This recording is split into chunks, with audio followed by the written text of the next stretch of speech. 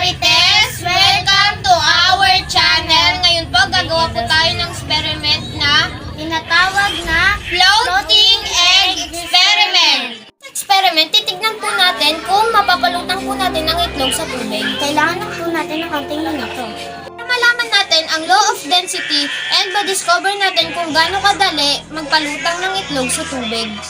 So, tara na! Umpisahan na natin! Ito na po ang kailangan nating materyales. Asin And 2 glass and tap water. and 2 eggs. Step, sasalinan po natin ng tubig yung glasses.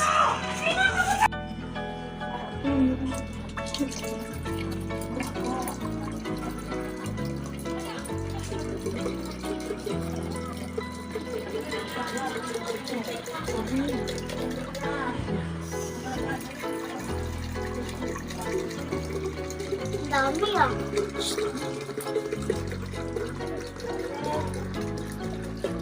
Ako na. Papalya na sobra. Step, ilalagay natin yung itlog sa tubig.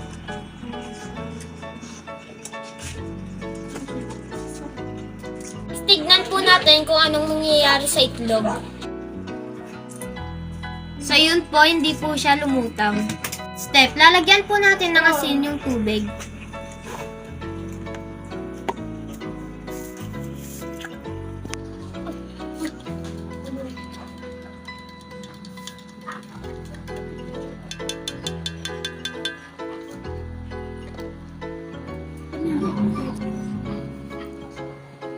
Fourth step, ilalagay po natin ang itlog sa tubig.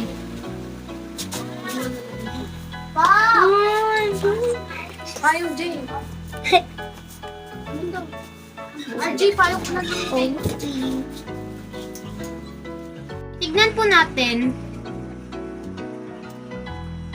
So yun, lumutang po siya.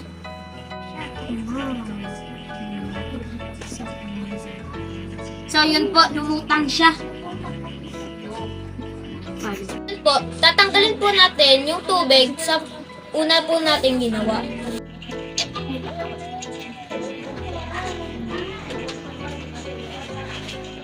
Try po natin isalin yung tubig na may asin.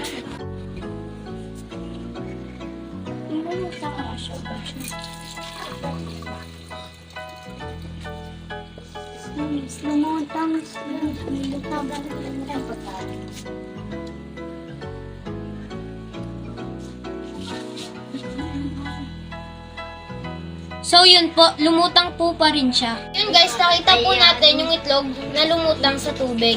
Experiment success!